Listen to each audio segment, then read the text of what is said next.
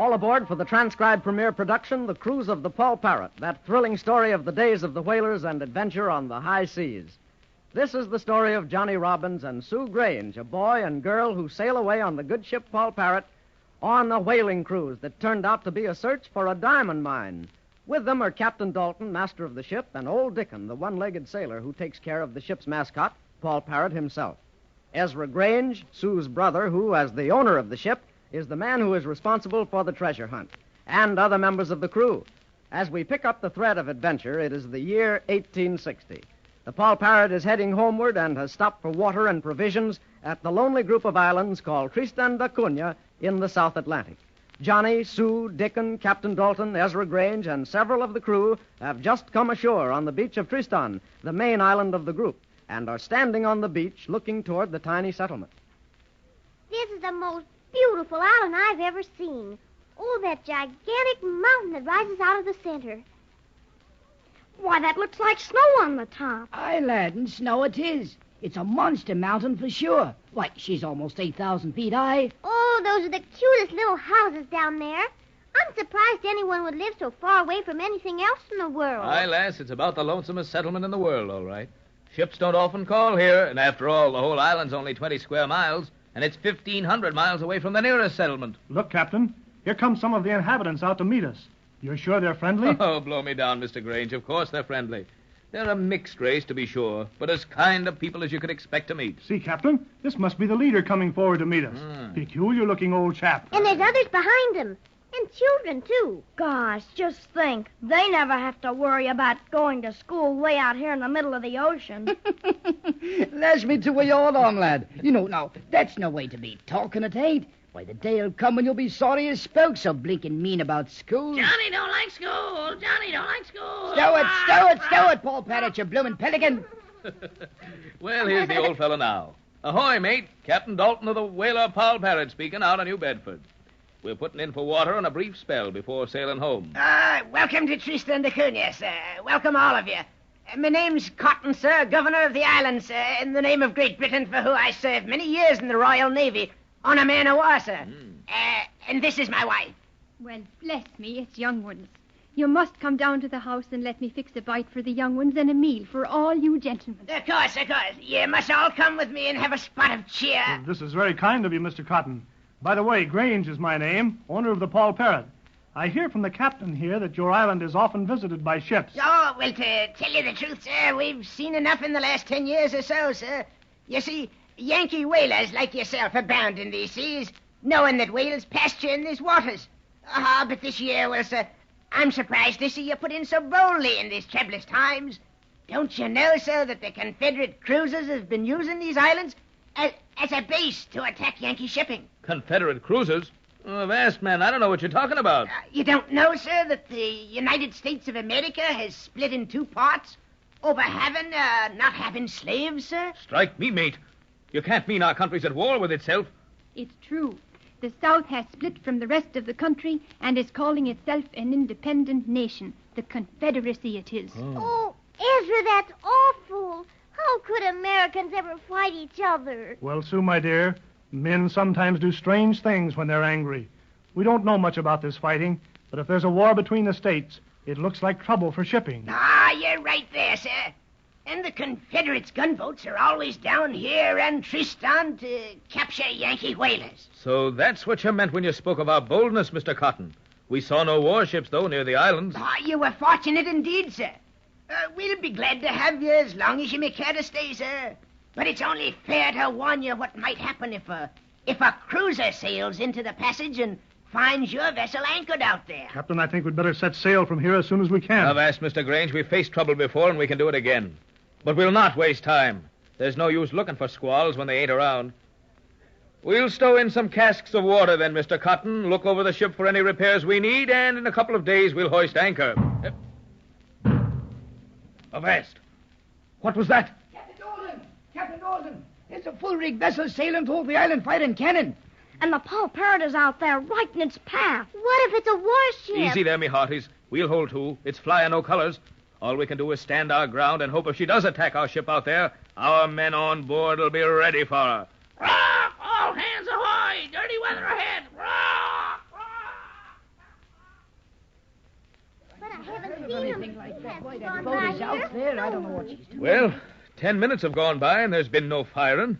What do you make of it, Dickon? Well, lash me to the skipper, sir. I don't know. I don't. But she dropped anchor out there. And it looks to me like the man in the bow of this boat that's coming ashore might be a skipper. Aye. Johnny, it can't be a warship. The captain's not dressed in naval uniform. But I wonder why it was firing that cannon then. Hey, Cotton, you white-bearded porpoise, what's the bloomin' idea of letting that other vessel anchor out there in the bay just where I always put in with the Africana?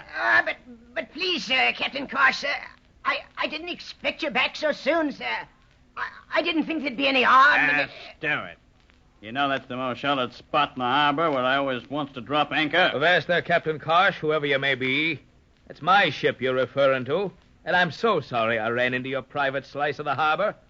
However, as I saw no sign in the bay saying this space reserved for the Africana, I don't rightly see that you've got anything to say about it. Oh, a sea lawyer, are you? You better keep a civil tongue in your head. Avast, Mr. Karsh, I may be no sea lawyer, but I know enough to smell something amiss in the wind when a merchant captain, for so I take you to be, fires cannons on entering a port as deserted as this. Now, suppose you state your business civilly to Mr. Cotton here, or you may regret your unusual methods. Rock! Tell him, Skipper. Lay on with the ropes and... Quiet, you blasted chicken face. Well, playing protector, eh? If it's any of your business, I'm Captain Karsh of the Four-Master Africana out of New Orleans to Cape Town with cotton and trading goods. And we've stopped here for provisions. And if it's any further your business, any skipper who knows the seas knows enough to carry cannons for protection in troublous times like these. Are you satisfied, Mr. Sea Lawyer? Aye, your story sounds fair, but I'm not your judge. I'm Captain Dalton of the whaler Poll Parrot, homeward bound for New Bedford with a full cargo. A full cargo, Mr. Dalton? Aye?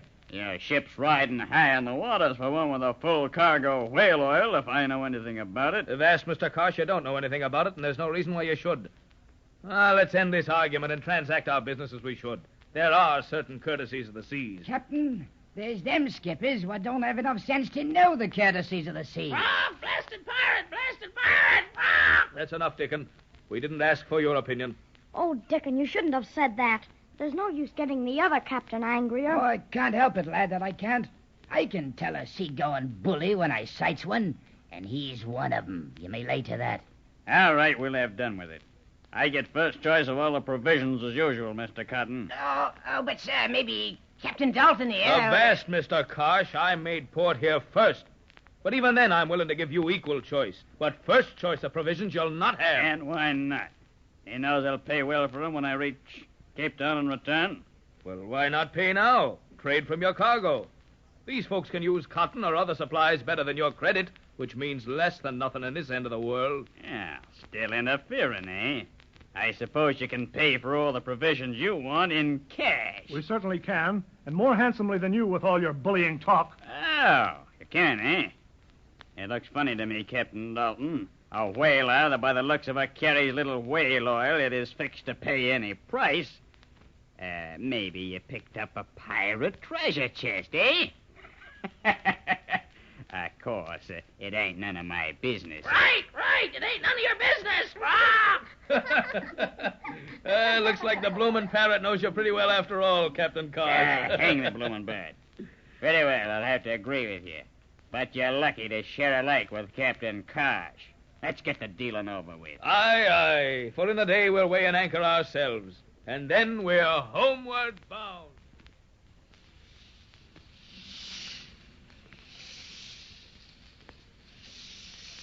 Well, Mr. Grange, looks like everything's shaping up fine now that we're leaving. There'll only be smooth sailing ahead, you may lay to that. Yes, Captain, I'm certainly happy that we're on the last part of our journey. And above all, we've seen no trace here at Tristan of what we feared most, a southern gunboat. Avast, Mr. Grange. You know how stories grow with the telling.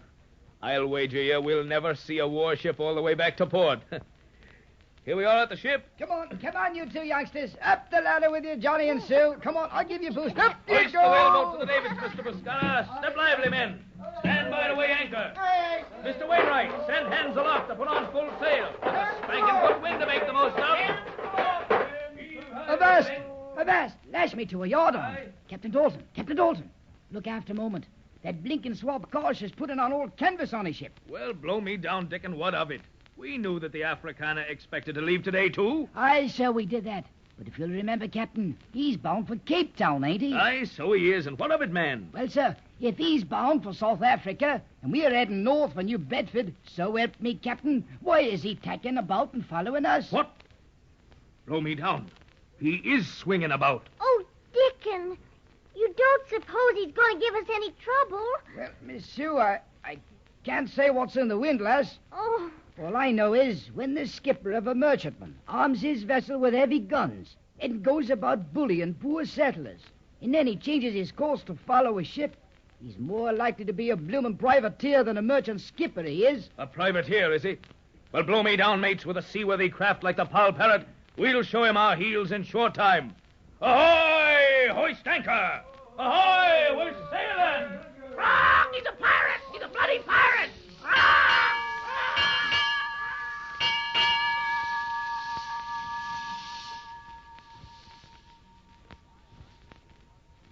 Why has Captain Karsh completely turned his ship around to follow the Poll Parrot? Those heavy cannons on the Africana do look suspicious. Is Karsh really a privateer? And what will he do if he catches the Poll Parrot? Will he find the priceless diamonds on board? Maybe our friends can outdistance him, but it'll be a thrilling race if they do. Whatever happens, we know it'll be exciting, so don't miss the next transcribed adventure in the cruise of the Poll Parrot. Until then, this is your Poll Parrot announcer, Dave Ward, saying goodbye.